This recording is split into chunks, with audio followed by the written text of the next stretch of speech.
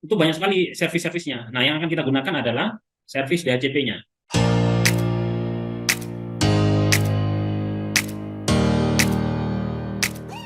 Pada kesempatan kali ini saya lanjutkan materinya. Sekarang kita lanjutkan untuk DHCP servernya, yaitu Dynamic Host Configuration Protocol. Nah, semuanya sekarang untuk layanan-layanan yang di publik itu sudah menggunakan DHCP server. Ya, jadi DHCP server itu kasarannya adalah kalau lihat di sini adalah protokol yang digunakan untuk menyediakan dan menyebarkan alamat IP secara otomatis ke perangkat lain yang terhubung dalam satu jaringan. DHCP adalah sebuah protokol berbasis klien atau server yang secara otomatis dapat memberikan konfigurasi jaringan ke perangkat lain sehingga pengalokasian IP, alamat IP menjadi lebih mudah. DHCP dapat membantu menghemat penggunaan IP karena alamat IP tidak perlu lagi diberikan secara permanen pada masing-masing komputer klien. Nah, inilah kira-kira secara umum tentang DHCP server yang memudahkan kita untuk mengalokasikan IP kepada pengguna. Kalau IP-nya hanya 10, oke lah. Tapi kalau sudah 100, 200, siapa yang mau masang atau mengkonfigurasi IP secara manual kan sangat merepotkan. Oleh karena itu, IP-nya nanti di dalam jaringan diberikan sebuah DHCP server yang tugasnya untuk memberikan IP secara otomatis. Jadi, berapapun komputernya nanti secara otomatis akan mendapatkan IP. Kemudian kalau ada perubahan, itu dengan cepat, hanya berubah di server, itu semua klien nanti akan berubah juga gitu. Kemudian dapat juga menghemat IP. Kenapa? Karena kalau manual itu IP kan melekat pada IP itu kan melekat pada komputer, tidak bisa secara dinamis. Tetapi kalau di HCP, ketika komputernya mati atau list time-nya atau masa peminjaman IP ke suatu klien itu sudah habis, maka dia akan diputus. Makanya dia bisa menghemat peminjaman alokasi IP ini. Itulah server DHCP. Mungkin kita nggak sadar selama ini bahwa ketika connect ke suatu jaringan Wi-Fi dan sebagainya, kita langsung mendapatkan IP address. Siapa yang memberikan? Yaitu DHCP server, Dynamic Host Configuration Protocol. Apa namanya, poin-poin dari kenapa harus menggunakan DHCP server. Yang pertama adalah alokasi tanggung jawab administrator, kemudian alokasi IP terbatas.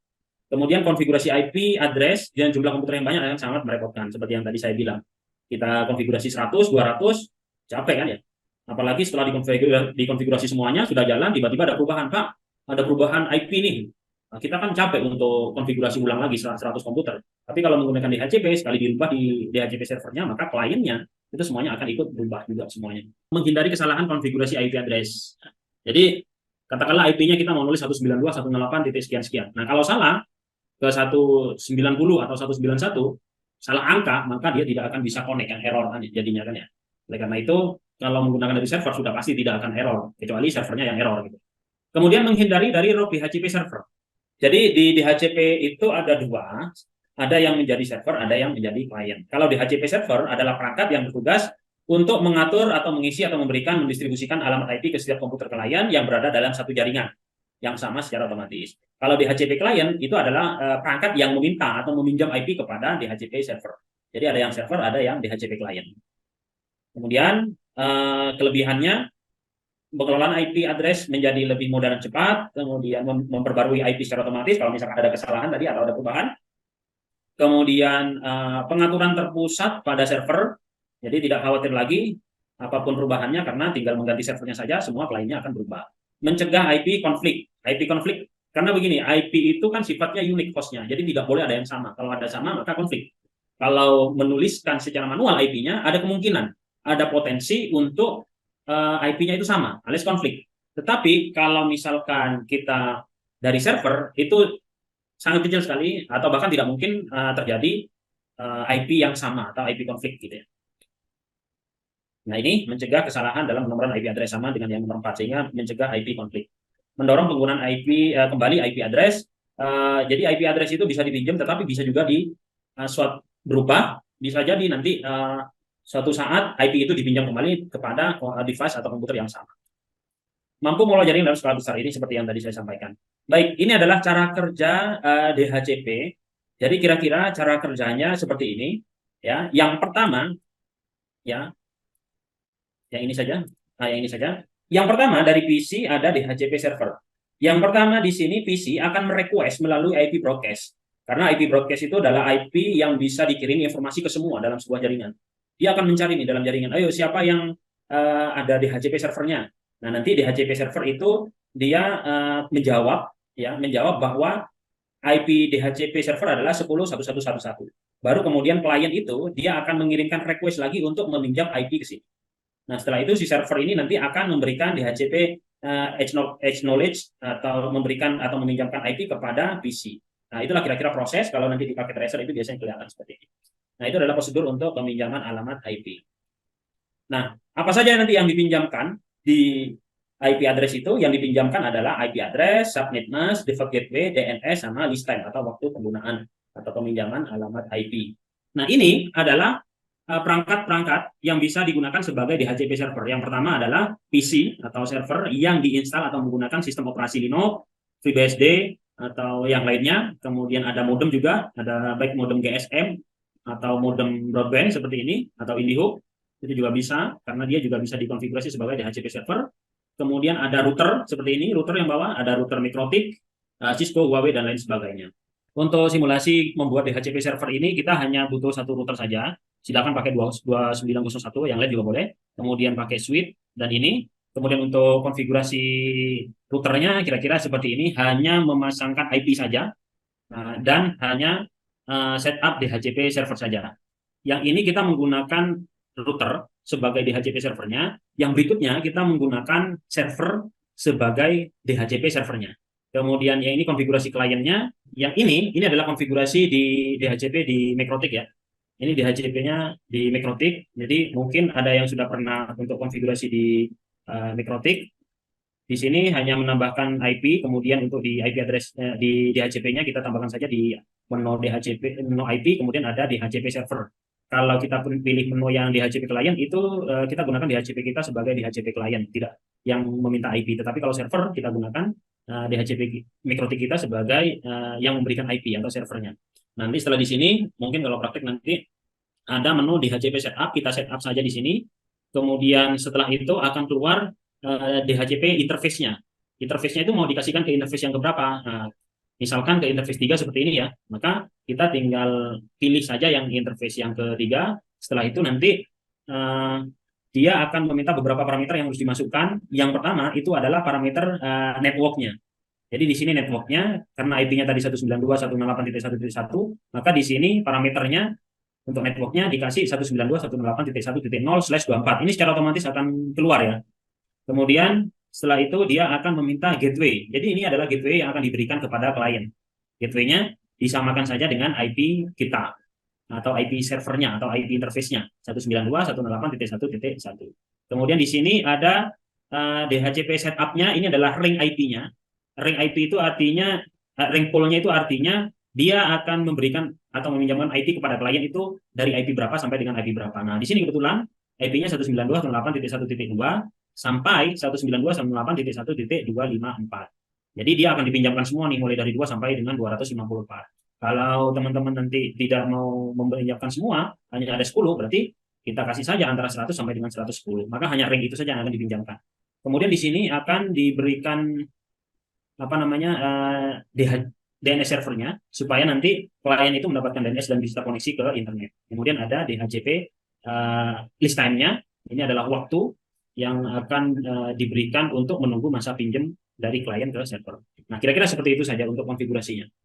Seperti ini ya, ini contoh yang menggunakan router sesuai dengan di tutorial itu. Kalau menggunakan routernya Cisco, itu kita banyak menggunakan yang CLI ya, Command Line Interface. Tapi kalau menggunakan Mikrotik dengan Winbox, itu banyak menggunakan modenya grafis gitu ya. Nah, yang mana Pak yang dipakai di industri? Ya, yang mana saja boleh. Yang penting kerjaan selesai. Mau pakai CLI boleh, mau grafis juga boleh, yang penting selesai. Cuma memang kadang ada yang lebih expert, lebih cepat mengerjakannya dengan menggunakan CLI, tapi ada juga yang menggunakan dengan GUI, nggak masalah ya. Kita coba konfigurasi. Yang pertama kita enable dulu. Nah, setelah itu kita konfigurasi ke terminalnya. Oke, config terminal. Nah, setelah itu di sini kan interface-nya ada dua. Ada interface yang dipakai itu ada interface, ini ada gigabit Ethernet 00 sama gigabit Ethernet 01. Kebetulan yang dipakai di sini yang gigabit 00. Oleh karena itu, kita masuk dulu ke interface-nya. Interface G0/0. Nah, ini tandanya sudah masuk ke interface 00. Setelah itu, yang pertama kali kita harus memberikan IP-nya dulu. IP ke interface-nya sendiri. Sebagai gateway-nya nanti. Dia sebagai gateway-nya. Atau sebagai servernya. Kita kasih IP dulu, IP address. Kita kasih IP-nya, katakanlah IP-nya saya mau kasih 10.10.10.1 dengan netmask-nya 255.255.255.0. Sudah.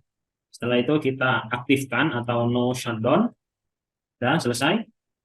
Kita exit dulu. Nah, IP sudah terpasang, ya. Bisa juga kita lihat di config-nya di sini, ya. Kalau kita lihat di 00 di sini sudah kasih IP. Oke, jadi di sini sesuai dengan yang kita konfigurasi tadi ada 10.10.1 dan no shutdown itu yang ini, no shutdown-nya yang ini. Dan kita lanjutkan sekarang untuk membuat DHCP servernya. Oke, kita exit dulu. Kemudian kita IP DHCP, kemudian kita kasih pool-nya namanya apa ya? Namanya netpool. Saya kasih netpool. Ini adalah nama pool. Ini kita akan membuat DHCP dengan pool, nama pool-nya adalah netpool. Enter. Kita masuk ke interface sudah, ke interface DHCP-nya. Setelah itu, yang dibutuhkan di interface DHCP-nya itu adalah kita akan memberikan network. Ya. Jadi, network, apa itu network? Ada di IP address tadi penjelasannya. Networknya adalah 10.10.10.0, sorry, dengan subnetnya 255.255.255.0. Setelah itu, yang dibutuhkan lagi adalah gateway atau default routernya. Gateway ini adalah IP gateway yang akan didapatkan oleh klien nanti. Ya, jadi kita kasih default routernya sama dengan IP gigabit 00-nya. Jadi 10.10.10.1. Kemudian setelah itu kita akan berikan DNS-nya. DNS itu apa? DNS itu digunakan untuk meresolve dari IP ke domain atau dari domain ke IP. Kalau nggak ada DNS-nya, klien itu nanti nggak bisa internetan, buka detik.com, youtube.com, dan sebagainya. Makanya kita kasih juga DNS-nya. Nah, DNS ini bisa juga diarahkan ke gateway kita atau juga bisa diarahkan ke IP Google, DNS-nya Google juga bisa. Misalkan 8.8.8.8 seperti itu. Nah, seperti ini saja, selesai. Exit, kemudian ini, oke, selesai. Nah, DHCP server, setting IP dan DHCP server di router seperti ini udah selesai. Artinya sekarang klien yang ini, ya, nah ini loh, saya kadang, nah ini. Artinya klien itu sekarang sudah bisa mendapatkan IP, kalau kita konfigurasi IP-nya, bukan statik, tapi DHCP. Kalau statik kan kita IP-nya manual. Kalau DHCP, maka dia akan mendapatkan IP 10.10.2 yang sudah diberikan atau disediakan oleh DHCP server yang ini. Gitu ya. Nah, ini sudah dapat nih 10.10.10.2, netmask-nya 255.255.255, gateway-nya 10.10.1, sedangkan DNS-nya ke 8888. Sudah selesai. Sekarang untuk yang PC 2, kita lihat di sini untuk desktop IP configuration kita kasih DHCP server. Nah, ini dia juga sudah dapat 10.10.3, 255, 255, 2550, 10.10.1 untuk gateway-nya dan DNS-nya sekian. Nah, artinya kita sudah berhasil membuat DHCP server dengan menggunakan router. Dia menggunakan server ini. Nah, di sini. Jadi DHCP server tadi untuk perangkatnya bisa bermacam-macam ya. Nah, yang Mas Geral kerjakan itu dia menggunakan server. Coba kita menggunakan server. Ini kita delete dulu untuk yang ke jalur ke router. Kita kasih kabelnya dari sini, kita kasih ke sembarang. Oke. Nah, yang dikonfigurasi seperti yang Mas Geral itu, di sini di servernya tinggal dikonfigurasi saja. Yang pertama adalah dia harus interface-nya harus ada IP-nya. IP-nya kita coba kasih supaya nggak sama, kita kasih 11.11 saja ya. 11.11.11.1. Untuk subnetnya 255.255.255.0. Sudah selesai untuk IP-nya. Untuk selanjutnya, kita perlu mengaktifkan service DHCP. Kita lihat di sini service. Nah, di sini untuk server ini, itu banyak sekali service-service-nya. Nah, yang akan kita gunakan adalah service DHCP-nya. Nah, kita aktifkan dulu service DHCP-nya. Setelah itu kita on-kan. Ini adalah nama pool-nya, seperti yang tadi kita poolnet tadi itu ya. Ini nama pool-nya boleh diganti atau boleh tetap seperti ini, nggak masalah. Setelah itu, default gateway yang akan diberikan ke klien itu berapa? Kita samakan dengan nama interface-nya sendiri. Kemudian DNS servernya boleh diarahkan ke sini. Tergantung nanti apakah DNS servernya itu ke gateway atau DNS servernya kita menggunakan DNS server yang eksternal atau ke 888 misalkan. Boleh. Nah, kalau sudah seperti ini adalah start IP-nya. Ini adalah IP address dimulai dari berapa sampai subnetnya berapa. Nanti tinggal disimpan saja. Oke, sudah tersimpan. Kalau sudah tersimpan sebenarnya konfigurasinya sudah selesai. Tinggal kita cek sekarang apakah klien itu mendapatkan IP 11.11 kita statik dulu, kemudian kita coba DHCP lagi. Nah, ini dia. Jadi yang awalnya tadi kita dapat 10.10 ke router yang ini, setelah diganti yang ini 11.11, ini sudah berubah, dia akan mendapatkan IP 11.11. Yang ini juga begitu. Yang ini kita coba statik dulu. Setelah itu kita lanjut. Nah, ini sudah dapat 11, 11, 11, 3. Nah, kira-kira seperti itu untuk implementasi dari IP address ke DHCP itu seperti itu.